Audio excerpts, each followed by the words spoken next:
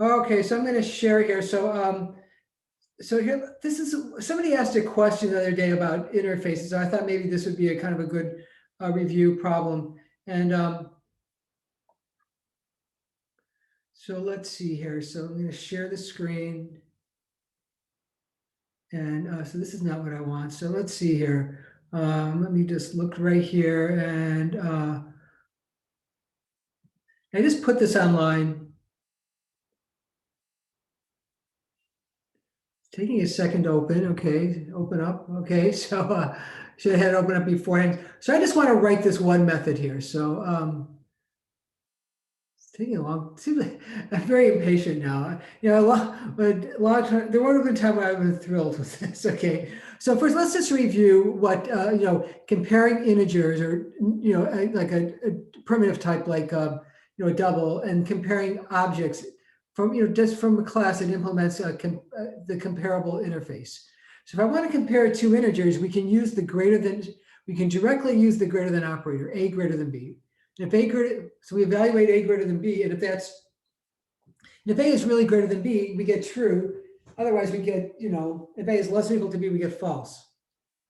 If I want to test is if a is less than b, we write, you know, we write a less than b. But the equivalent for objects that implement comparable, we write a dot compared to b greater than 0. And if that's true, then a is greater than b. And then we test to see is a dot compared, for less than, we test is a dot compared to b less than 0. And if that's true, then a is less than b. Okay, so I wanted to write this one method. Well, this first one we all know, we're not going to do that. Okay, let's just try writing the second method. And so the idea is that we're going to write a method, and this is the great power of interfaces, is that a parameter can be an interface. In this case, it's an array of type comparable. So it's an array of objects whose underlying class implements comparable. And some you would actually get a warning if we will get a warning, because I'm actually not using generics. So you know, writing generics with static methods, and I guess I should have said static, because that's fine. I can just rewrite this, but yeah, we're going to have a static method because we're going to have it in the main method. Yeah, writing generics and static methods, there's just more rules, and even arrays and generics gets a little bit. There's a lot of rules with generics. Okay, because it was introduced after the language had been here a long time, so we didn't, you know, we wanted to create this generic stuff without breaking old code. Okay, so let's just go to, but we know everything we really need to know. We don't need to know all the details. Okay, so what I did here in this, so I already wrote some of the code. So we have this circle class. Let's see if I, okay, so yeah, there's a lot of noise outside my house. Okay, so here's the circle class, implements comparable. We've seen this before. And in this case, the compare to method, yeah, so remember, this is the outside object. So so object 1 dot compare to object 2 greater than 0, if that's great, that means that object 1 is the bigger radius. So the bigger the radius, because when does this positive? When this dot radius, you know, we're going this dot radius minus c dot radius, and that's going to be positive when this dot radius is a bigger number than c dot radius. Okay. So now let's go in, we're getting a compiler because now we're going to write this method called get largest. We're going to write it one time. And what we're going to do is we're going to be able to get the largest value in that circle array. And then we're going to get the largest value in the string array. And we're going to do it with one method, right? So like no one would mistake a string and a circle object. Okay, so an array of any type of object whose underlying class implements comparable, this will be public static. We're going to return something of type comparable because we're putting in something. That's all we know is it's of type comparable. Get largest.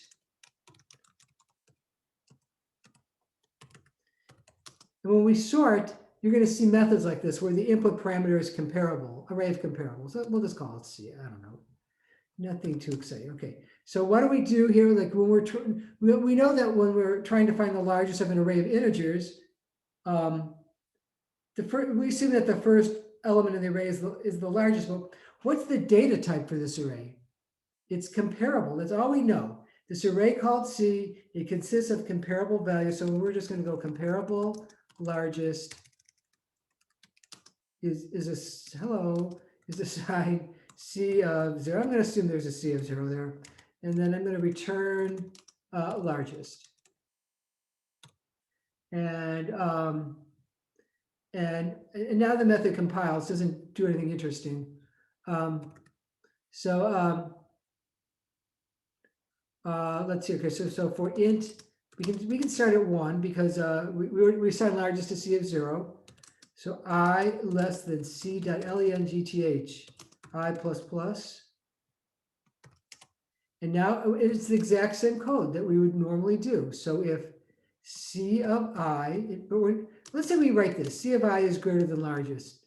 This we wrote C of I is greater than largest. And then we go largest, we're going to get a compiler error. See, because this is, this is intuitively what we want to write. And a lot of students forget, and especially on quizzes and tests, they forget this, right? But see, we cannot compare objects, right? You can't compare objects with the greater than or less than sign. We have to use the compare method. And the one thing we know is this array consists of objects that implement comparable, which means it's the only method that it's guaranteed to have is compare to. Remember, the comparable interface defines one method compare to, but we do have, but luckily we have that method there. So compare to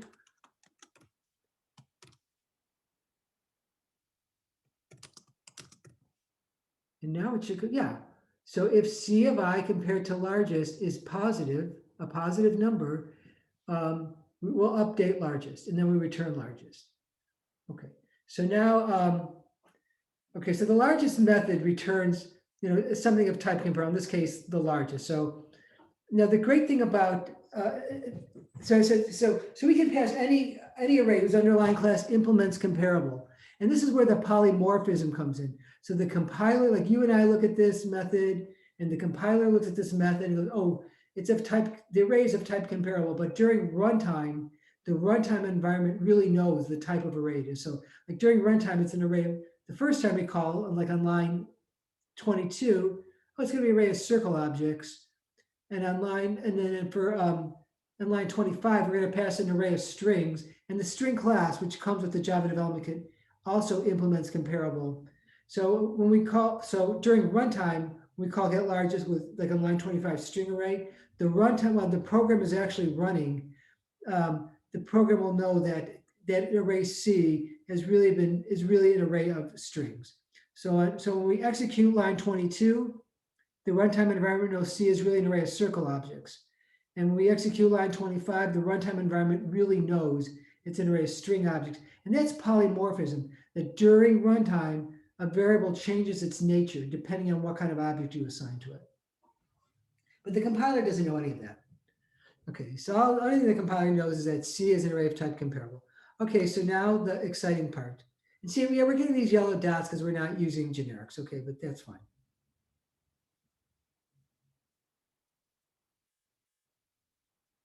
So the greatest value in the because we said the largest radius is the largest circle object. Yeah, so we're getting radius equals 25, and the greatest value in the string array is zebra. Right, because remember, strings are sorted in alpha, the further back you are in the dictionary, the bigger you are. That's how the string class orders strings. And there's something I thought I wanted to say, but of course, now I can't remember it. Okay, so, right, so the string class order, zebra, the further back you are in the dictionary, and it's all if it's all the same case, right? Because, uppercase is really, lowercase in Java is actually, in all the languages, is actually greater than uppercase. Okay, because remember, it's comparing its ASCII values, because every character is associated with an integer. So like lowercase a is, what is it, 97? No, I forgot. And lowercase a is 65. And I think, yeah, uppercase a is 65. I think lowercase a is 97. So lowercase a in Java is greater than uppercase, but we don't have to know that. So we notice all those strings in line 19, they're all lowercase, so we're fine. Okay, so this is an example of,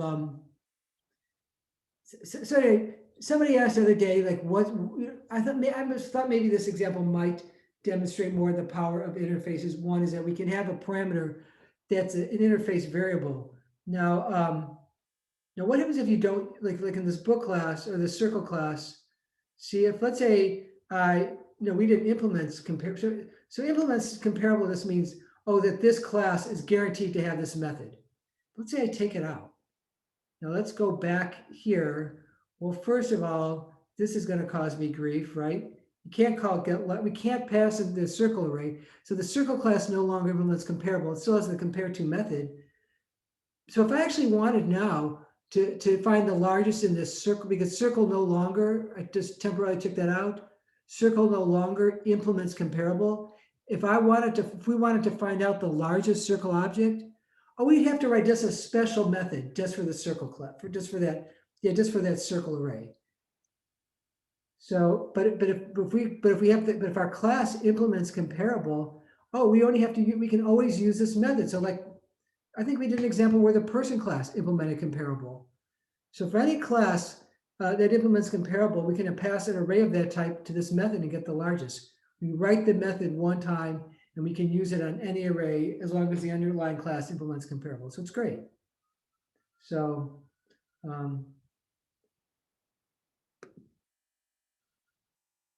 am I trying to do? Oh, undo typing, yes, undo typing. Okay, so we're fine.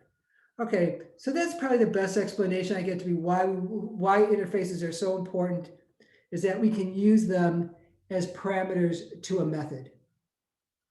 And then a wide variety of classes can be, objects from a wide variety of classes then can be passed to that method as long as it implements the interface. So, and we'll do more. Pretty soon we're going to do sorting. In a lot of our methods, we're going to have these sort methods where the input parameter is, an array of type comparable. So any questions on that? Okay, so, and then that's not on your, that's something you need to know right now. I just wanted to introduce this interesting topic. Okay, so I wanted to talk about just a few more order of growth. You don't need it for tonight, but let's just do a couple more of these and then I can find it. Hello. Okay, so so one thing I wanted to talk about was, okay, some algorithms, I didn't talk about this last time. So some algorithms, the solution, the algorithm might, the running time might be independent of the data size. You get very few of those kind of problems. It's only the most simple problems. No complicated problem is just independent of the data size. But here's just a few. Changing the value in an array where the length of the array equals n. So arrays are random access. We can directly go to an array value, like let's say like ARR of 5. Let's say I want to increase it's an int array and I want to increase it by 1. You can go directly to that array value. You just increase it by 1. It's not like we have to start at 0 and 1. It's not like we have to walk our way through until we get to the array element we want. So changing an array element, the data in an array element is independent of the number of elements in that array. So we would say, so in that case, the order of growth is set to be 1.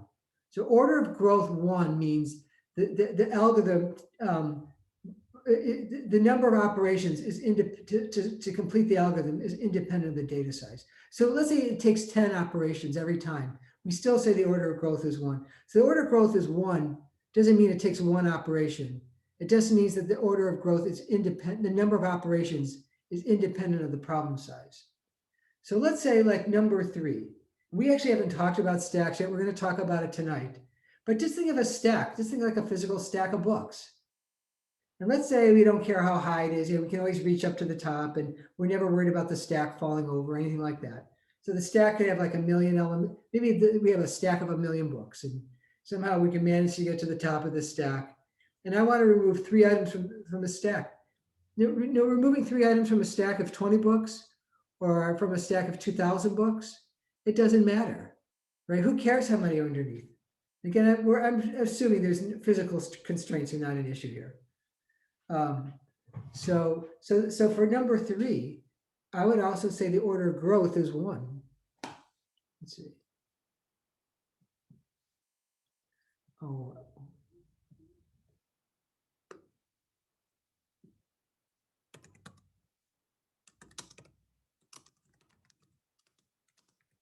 Even though we're removing 3 items, the order of growth is 1. That's all order growth 1 means. We don't. It's independent of the number of independent of the data size, and so the problem is independent.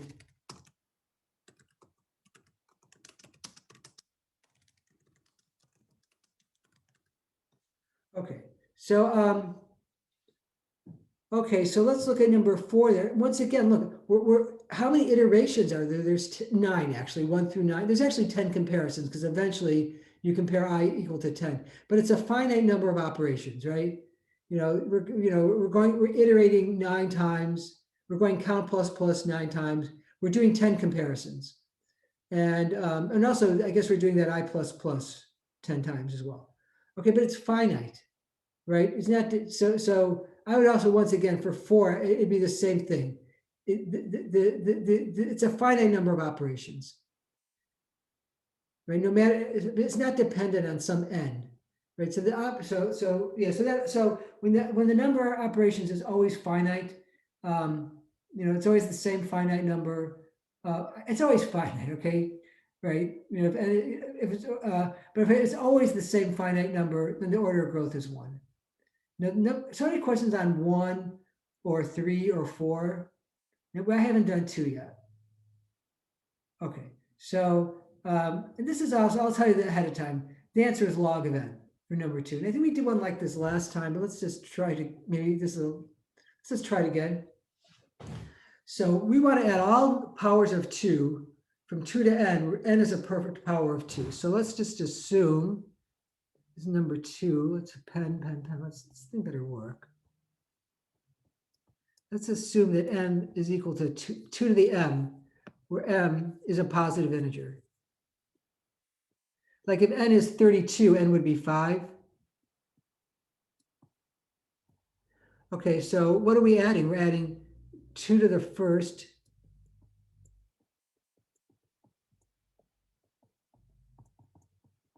Like 2 to the m minus 1. So how many numbers are in there? Okay, it's the exponent that tells you the number of values that we're adding together. It's actually like there's actually m numbers in there, where m is equal to 2 to the m. So in this case, so it's about m additions.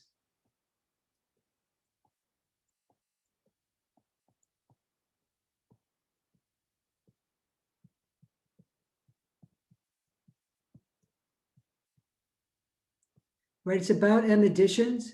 So, and how do you solve for m? It's right here. I'm not going to put the base. Okay, so this is kind of a common problem that this might come up a little bit later. I try to keep the math to a minimum, but to understand some of the order of growth problems that I'm going to and some of the problems we're going to just be dividing. This is for later on. We're going to be dividing the array in half, and so only solve the problem like in half the array. We keep doing that, and so we're going to divide the array by 2 repeatedly until we just get one element. So in that case, that's like log n iterations. So this kind of concept just comes up a lot. So okay, so any questions on that? So it's not something to I might test you on some order of growth equal 1 problems, but okay. So and then just remember for that quiz, if the incrementer in an array is if the incrementer, let's say it's a for loop and the incrementer is you're multiplying by a constant or dividing by a constant, that's a log n problem. But any question before we get to the highlight of today's class, the real exciting part.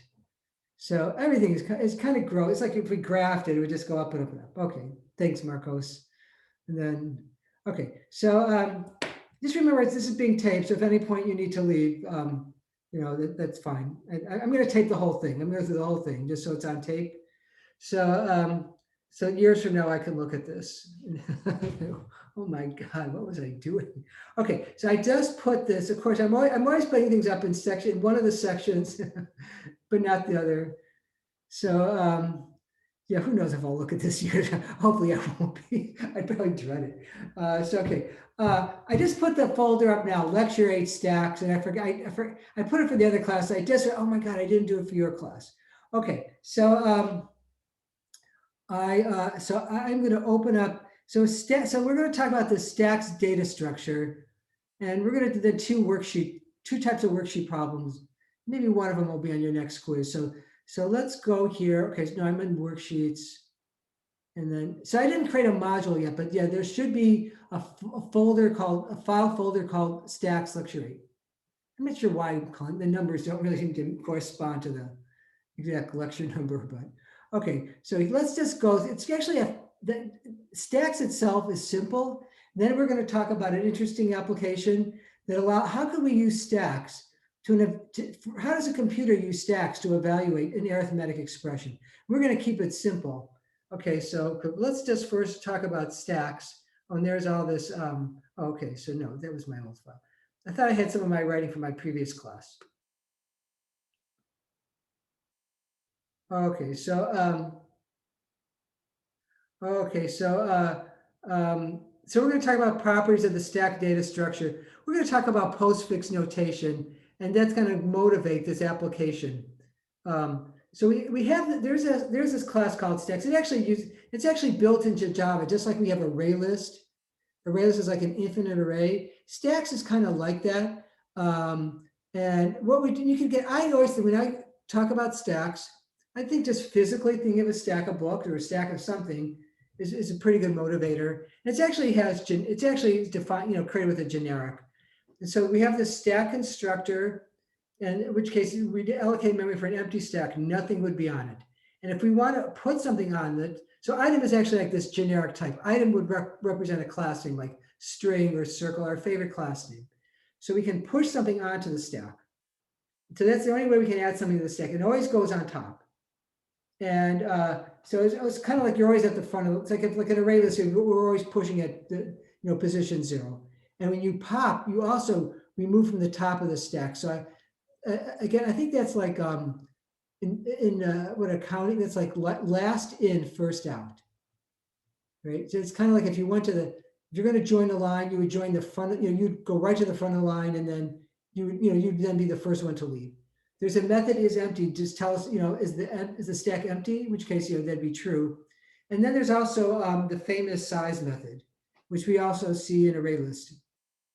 So and stack is one of these in Java. If you actually read the literature on Java, sometimes you see chapters in books called the collection classes. So stack is one of these collection classes.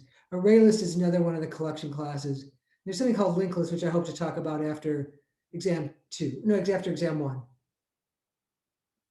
So okay, so here's just an example. If you actually try to use a stack in your program, you have to import. You have to, just like for array list, import java.util.ArrayList.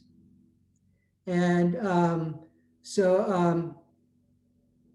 okay, so we create the stack with the generic type, and then we just push on. We push on cat, push on dog, push on 1. So first of all, so at this point, yeah, it would be 1. It would actually be 1 would be on top. I think I have it on the next slide. Dog, and then cat, and then when you pop, this would actually go away, and then you push on blue, and then then str would be assigned 1. I think I have that on the next slide. So it's a pretty simple class to use. So okay, so now let's talk about an application. Okay, so the stack data structure can be used to evaluate expressions similar to what we see right here. And we don't really need all those. Notice that there's 3 operators: plus, there's a multiplication, and then a division. And we have 3 sets of parentheses. We don't need all those parentheses. But we're going to keep, but to make the problem easier, we're going to have a set of parentheses for every operator. And also, we're going to actually look at a program written by Sedgwick, or maybe one of his students. I don't know who wrote it. And the assumption of that program, that there's like a blank space before and after the parentheses, and before and after each like operator, and around the numbers. So there's actually like a, so it just makes it easier to, so we don't care so much about, if you're being, doing it like we don't have to do that when we write our code like in Eclipse or NetBeans. So our compilers are much more complicated. The compiler can make the assumption like there's a space in between like 100 and division, but just so we can focus on the actual algorithm and not lots of incredible amount of detail, we're going to just make that assumption. But yeah, writing a compiler is a lot of work. So because you have to check on these things. Okay, so. And actually, I realized, students, I made a mistake. I've had this for a while and no one's ever said anything. And I realized in the last class, this isn't right, because I really should have another set of parentheses around here.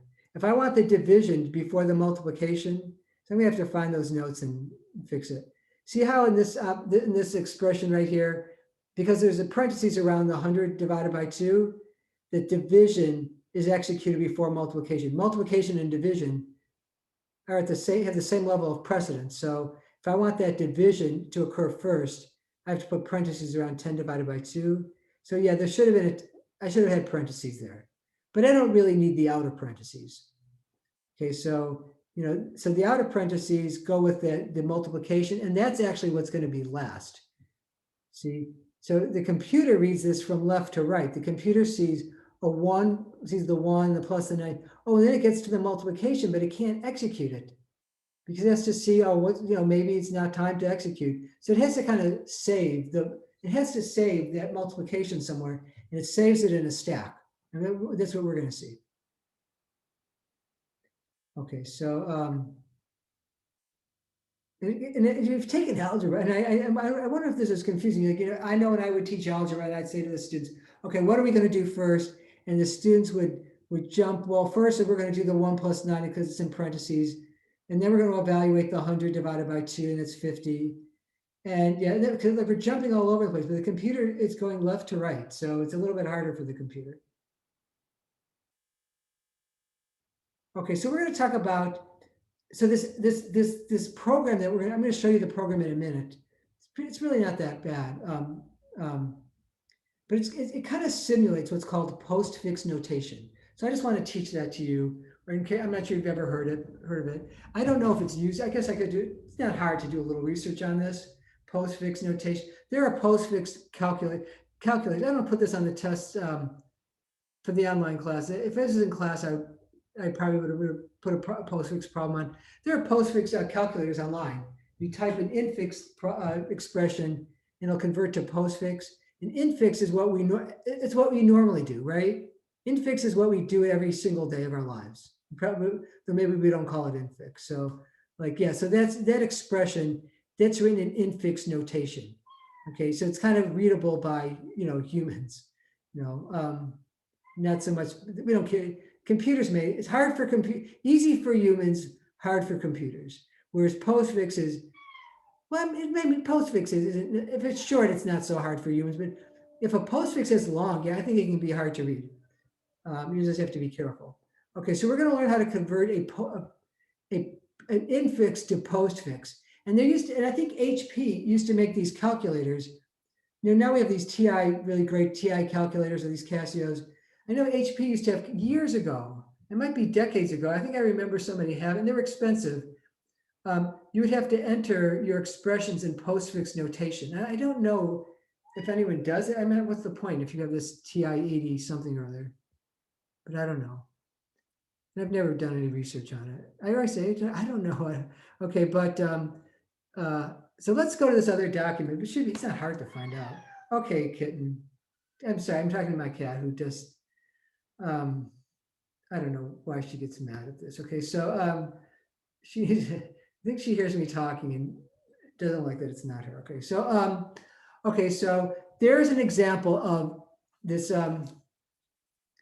infix. That's how we, if you were in algebra, math 20 or whatever, that'd be easy to do.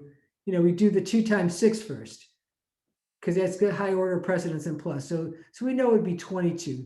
12 plus 10 is 22. There's something called postfix, and this is the correct notation for postfix. So let's just see how we can go from infix to postfix. And it's basically this algorithm right here.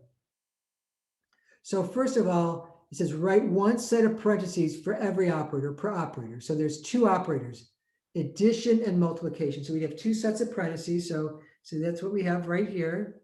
And then it says remove from left to right, remove the operator and replace the corresponding right parentheses with the removed operator, which when I read that, I think it's a little confusing. Well, let me show you what happens here.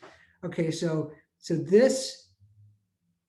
that star is so that right paren is for the multiplication, and that addition operator is associated with that right paren. Basically, what it's saying is we're going to remove the operator from where it is and put it where the right paren used to be. So we're just going to replace the right paren with the corresponding operator. The one thing I'll say about infix to postfix, the numbers don't change their order. The only thing that's changing order is are the operators, the multiplications and the pluses, but the numbers don't change order. Okay, so step 1, fully parenthesize the operator. So if there's any missing parentheses, put them in, and then replace all the right parentheses with the corresponding operator, and then just remove the left parentheses. And if you follow this, then it's really then you'll have postfix expression. And so okay, so I think in the notes it kind of says what to. Okay, I think I might. Let's go. So that's how we go from infix to postfix. Okay, and so one thing now, students, is that now that you have postfix, what was the first operand? And if you look at this expression, what's the first, like in an algebra class, what's the first operation you would do? Multiplication. And so as we go now from left to right, the operands are in the order in which they'll be evaluated. The numbers are in the order in which they'll be evaluated. Well, no, the numbers don't change. It's the operands that are in the order in which they'll be evaluated. Okay, and they're not necessarily at the end, but this is so simple that the operators are at the end. Okay. Now let me go back to the other set of slides. Oh, I think I can just click right here. Okay, so we know how to go from infix to postfix. And then, so what happens now that, okay, so here's a postfix notation. How do we evaluate it? And we evaluate it, we read it from left to right. And when you get to an operand, like an operator like plus or division or multiplication, so all these operators require 2 numbers. Like some operator, like square root, just needs 1 number. But all the operators, but these operators require 2 numbers. So you get to the what happens when you get to the plus? You look at the 2 numbers to the left. So you evaluate 1 plus 9 and replace all that with 10. And you keep going on here, and you get to the division. You looked at the 2 numbers to the left, and it's 100 divided by 2, and you replace that with 50. So you'd have, I think I have this in the next slide anyway. Eventually you'd get this. You look at so you get to multiplication, you look to the 2 numbers to the left, and it's 500. Yeah, so I basically typed it out right there. So yes, so this, replace 1 9 plus gets replaced with 10. And then you have this, then you have this, and that gets replaced with 50, and then this gets replaced with 500. So, so any questions on that? And then I'd like to look at this one. Then let's look at an application now, unless there's any questions. Okay, so let's see if I can find this. So there's this program, and I took this code right out of the Sedgwick book.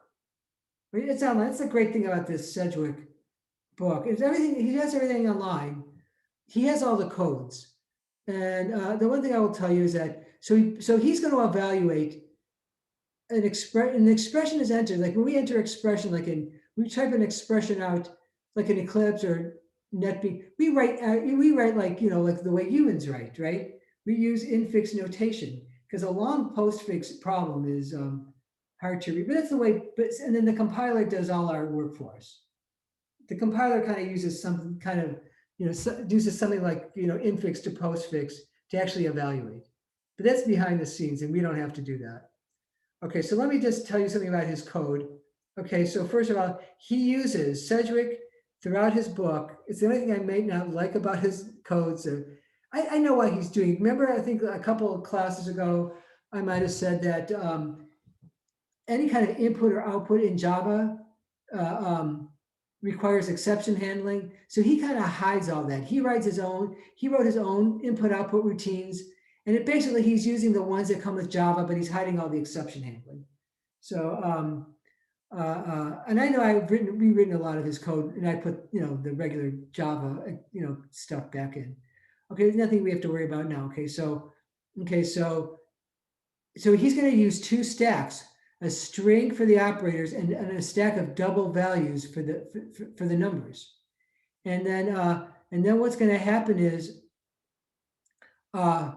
so he says, so we're going to read in a string, and here, see that standard input, that stdin, that's Sedgwick's. That's our class that Sedgwick wrote, and that standard in just refers to like a string that's in postfix, some kind of string that's in postfix notation.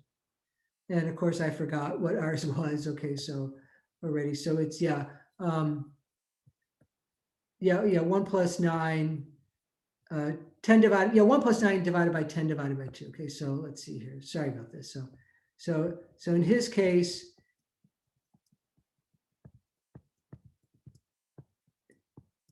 okay, so let's just say that's what we're evaluating. So that's what the standard in would be, that string. And then when he goes read string, he's just reading what's called a token. Remember what I said? These are all separated by blank spaces. So S is always one of these. S would be like left paren the first time, left paren the second time, then 1, and then plus, because this is all separated by blank spaces. So when you read a string, it just means you're reading everything from between two blank spaces. Okay, so that's everything we need to know about his code. So one thing about this code is, okay, so if you get to a left, so the point of this code is to evaluate the Boolean, the arithmetic expression, and at the end, he actually just prints out the value. It's really, I remember the first time I learned this, so I have it at 150% and reduced that. I remember the first time I went through this, I had a really very hard time. I know what he's doing. Okay, so maybe I'll even make it to 100. Okay, that's better. Maybe that's too small. Okay, so you get to a left paren, you skip it, and that's kind of like we did in postfix. Okay, so if you get to an operator, you push it onto the op stack, because you have these two stacks. Ops, and then val. And then I don't know, he puts this way down here. Let's see what happens when you get to a number, because you're reading this in as a string. So you actually read the string, you read this, like a number like 9 or 10 would be read in as a string, and that double parts double converts it to a double value. And then you push it onto the val stack. Okay, so if you read an op, it goes onto the op stack. So down here, if you read a number, it gets pushed onto the val stack. Now let's say you get to a right, this is where the action happens. You get to a right paren, right? And remember in the postfix, we replace all the right parens with the operators. So you get to a right paren, it means do an evaluation. Oh, we're at an operator, do an evaluation. So you pop the last operator off the op stack. You pop the last value off the val stack. And depending on, all these operators require 2 numbers, but depending on the operator, you pop off the next number and then you do the appropriate coding. So if it's subtraction, it's the top minus the second from the top. the multiplication, the order doesn't matter.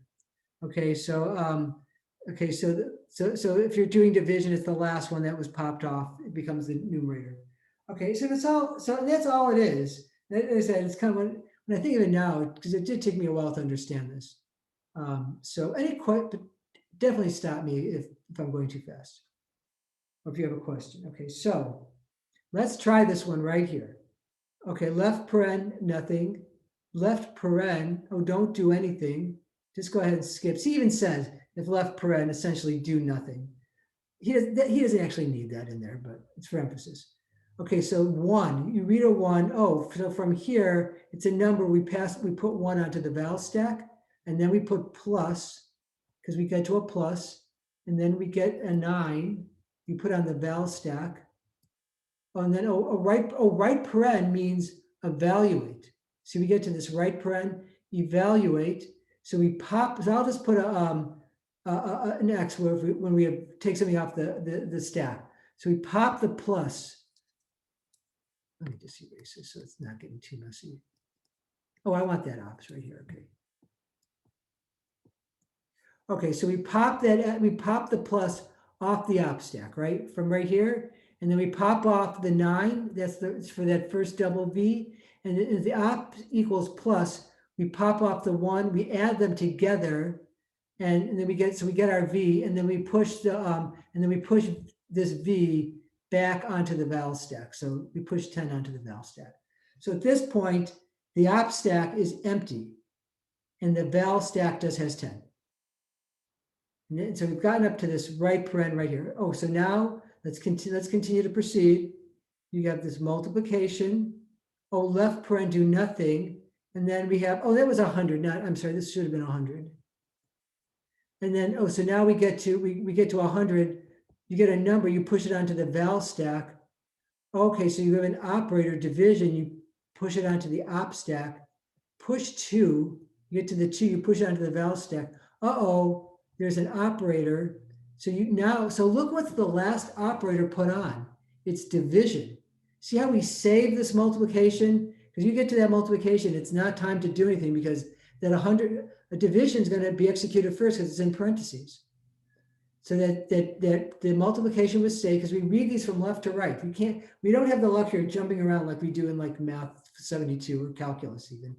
Okay, so we get that left paren that's right here for to the right of the 2. So we pop off the division, and then we pop off of the top number, which is 2, and then we get, so then if op equals division, which we do, we pop off another number and divide it by the previous one. So it's 100 divided by 2, and I'm running out of room, and we push it on here, and we get 50. We're almost done. Okay, so then, so at this point, what numbers are left on the val stack? There's 50 and there's 10. Those are the only 2 numbers left. And the only thing left on the op stack is multiplication. Okay, one last right paren. So we pop off, one last right paren, pop off the multiplication, pop off the 50, op equals multiplication, pop off another number, 10, and you replace it with 500. And then the very last thing we do in the program is we pop off. So the op stack at this point is empty. The val stack has the final result. And then Cedric just pops that last number off and prints it. So then there'll be nothing there, and you print 500. So it's pretty exciting. So it's I like this problem because one, it's simple. I think it's simple enough for us to understand. And it's a good example of how to use this stack data structure. So, and then I have another exercise based on this, unless you have a question. So I have 2 exercises I want to show. Okay, so let's just look at 2 of the worksheets, and then, unless you have any questions, that'll be it. So let's see here. So I'm going to go worksheets. So I think it's this one right here. Okay, so let's see. This problem is actually easier. I remember when I first created this problem, I go, okay, this might be kind of clever. And it's really pretty straightforward, but let's see. Okay, so I usually would pass out the code for evaluate if I gave this in class. Okay, but I don't think you need it. Okay, but so the idea is that we're gonna go through all that code and then we're gonna actually stop when we get to 5. After we put 5 onto the val stack, we're just gonna stop and we're gonna see what's in the op stack and we're gonna see what's in the val stack. So remember, you just, we skip the left parens, the numbers go on the val stack, the operators goes on the op stack. And when you get to a right paren, we pop off the latest value from the op stack and we pop off the last 2 values from the val stack, perform the operation, and then replace the latest, whatever that number is back onto the val stack. But we're not going to get all the way to the end because we're going to stop at 5. So I thought maybe this would be a good way for the students to show they really understand it. And almost everybody would get it right. And then I'll show you kind of, it's really a trick to do this really very fast, which I didn't quite realize for a while. Okay, so so we skip, so we go from left to right. Oh, what's the first thing we see is a 1. So we put the 1 there, and then there's a plus. And then there's, left paren, we skip. Oh, then there's another 1, and then there's a plus. Am I doing that? Yeah, there's another plus, hello. And then there's an 8. There's supposed to be an 8. Okay, so then we get a right, remember right paren means evaluate. It means, okay, so I'll mark an X for something that's removed. We'll remove that second plus, that's the one that corresponds to there. We remove the 1 and the 8, we pop it off, and so 8 plus 1 is 9. So now the op stack just has a plus, the val stack has a 9 and a 1. Okay, so now we're up to here, we're up to multiplication. Put it on, we skip the left paren, we put on the 6, we put on the plus for right here, and then we put on the 5, and now I'm just going to stop. So hopefully, so this is what the final answer would be. If the students had turned that in, that would be fine, but so it's going to be, so it's plus. Remember, the second plus got removed, pop, so then it's 1, it's 165. Oh, I'm sorry, it's 16, I'm sorry, I'm wrong. It's 1965. Yeah, remember this 9 came from that 1 plus 8. You evaluate 1 plus 8 because there's that right paren. And so that would be so that's the answer. The vals plus multiplication plus, and the ops, the ops plus multiplication plus, and the vals, it's 5, 6, 9, 1. Now there's actually a really fast, I realize there's a fast way of doing this. You just read here, you just read from left to right. Why is it? Oh, it's not. I don't know why. Sometimes it just is very difficult. Oh, there we go. Okay, we're going to stop right here at 5. That's going to be the last number. That's going to be at the top of the val stack. So if you go from left to right, you can just see this. 1 plus, there's only 1 right parenthesis. So you just actually, you can just write it like this. And then so that's the only right parenthesis. And isn't that what we see? 1965, and it's plus. So we don't use the operator for the corresponding right parentheses. So it's plus star plus. So, and I have another one for the students to try. I have a solution file in mind, but Jose, do you have a question? Is this, I know it's kind of fast, but. No, it seems really easy, actually. Yeah, so I think the first time, the thing is, I taught this class a lot. And I have a feeling the first time I ever taught it, I just kind of would go on and on and on. And on. I'm sure I probably made it just too common. That's kind of my memory of it. I think the first time I taught it was 2012. So yeah, I did go into really excruciating detail sometimes, but oh well. So I remember something I did one lecture, it was long. Okay, let's just take a break and we'll finish the lecture after. So it was a pretty long lecture, it's way too long. Okay, so Okay, I want to talk about one more problem, and this is straight from the Sedgwick book. So, and then, and it's this problem, I think so Sedgwick has, I think this is online. You can go to his chapter on stack. I think it's chapter 1. So you just type in Sedgwick space algorithms in Google. You'll see a link to his algorithm. I think edition 4 is the latest version, and everything you need to know is free. So let's look at this problem right here. So we're going to have a stack of just numbers, integer values. And the thing about this stack is the numbers have to be pushed on in consecutive order. That's the key to this problem here. And when we pop a number off, we're going to display it. Okay, so, and one thing, some students would have problems with this or have a hard time understanding it.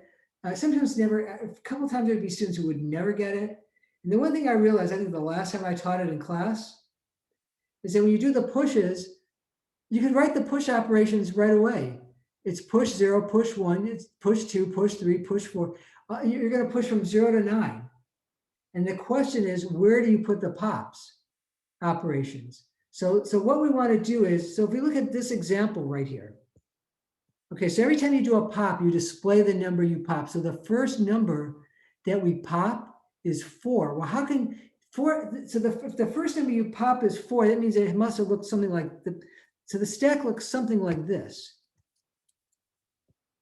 Because remember, you can't have a smaller number on top of a larger number. The larger numbers are always above the smaller numbers. Okay, because you're pushing in ascending order. So you can't push on 1 before you can't push on 0 after 1.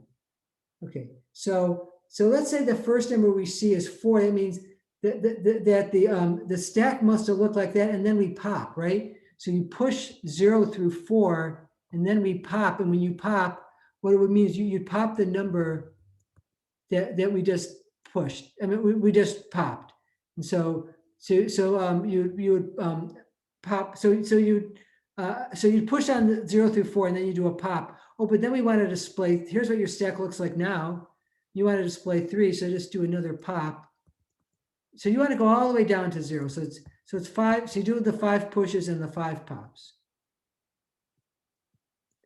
Okay, the next number you want to display. Now for the next 3 numbers, it's kind of simple because now it's in consecutive order.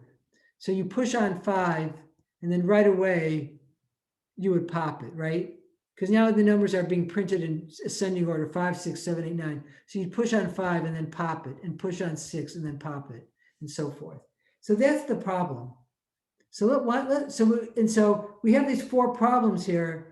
And I think so it's either we write out all these pushes and pops, or we write that it's impossible. I think the last one's impossible. So why don't we, did you have a question or someone talking to me? It'd have to be. No, for A. Okay, so yeah, push 0, push 1. Yeah, I think, yeah. And then so on and so on. Yeah, But, yeah, push 0, 1, pop, exactly, right. Yeah, I think you have it. Right, yeah. so yeah, because if we push 0, and it's just, so it's push 0. Yeah, I think you have it. But I have a solution file online, right? Let's just do a couple of them. So you have it though. Yeah, I think I think you definitely have this. I think the key, some students would get, some students would ask me, why can't I just go push 1 pop, push 2 pop, push 3 pop? Because the numbers have to be, because you can't, because to put on 1, you first have to put on 0. It has to be, the numbers have to be in consecutive order. So that's what I finally realized. Oh, just do write all the pushes right away, and then put in the pop. Some students who are having a hard time would actually go like, this is the first thing they would do is they'd put push 0. They'd write it down in column form, and then put the the appropriate pops in the right row. So if it makes it easier, that's fine. But yeah, so I'm just going to erase this. Yeah, but you're right. So this is what you were saying. Yeah, you just go you have to do, before you push 1 on, you have to push on 0. You're right. So the first one you write is pop, and then a pop, and then you would do push 2 pop.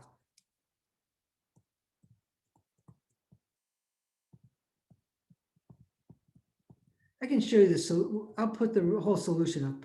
The only question is then when you get to and you do that all the way up till you get to 6, and then when you get to 9, you have to do push 7, push 8, push 9, push 9. I have a type solution which I'll show us. But maybe I should just show the type solution, and then I'll just show you why D is impossible. And then stacks. Yeah, so this is the type. This is what you were telling us in your chat. Yeah, so push 0, push 1, pop, push 2, pop. And this is what I'm saying. When you get to after you pop 6, then you have to push 7, 8, 9, and at that point, what's on the stack, I think, is just I think at this point, what's on the stack after you push on 9, I think this is what's on the stack. Push, and then 0 is still on the stack. So then you do 4 pop operations, and that's how you get this. So yeah, it sounds like you understand it. So, but I think the last one, is the last one impossible? Yeah, okay, so the one thing that, you can just try, one thing is just to try, just try it. And at some point you're gonna see, oh, it's impossible, you can't go you get to a point where you can't proceed. But the one thing you might wanna notice is right here. How can, see, 1 must be, it's right here, 1's gotta be below 2 in the stack. So there's no way you can pop off 1. Well, first of all, you've put on the 8. So if you put on the 8, that means you've put on the 2, right? So you can't put 8 on. So if 8 is on the stack, that means you've put 2 on the stack, right? And so you can't, so 1 would have to be, so you can't have a situation like this. You can't have you can't have a situation, and if 8 is on, then the 7 is on, right? So it's impossible to have something like this. So this is impossible. So if I want to pop 8 and then pop 1, 1 has to be on the stack before I push on 8. So that's just an impossible stack. If we use the rule that the numbers have to be pushed in consecutive order. So that's pretty much it. And I know the last class, I went maybe 10 minutes longer than here because some students had questions. But did you have any questions on so first of all, do you have any questions on this, Jose? No. So I'm going to stop sharing and I'm going to stop the recording.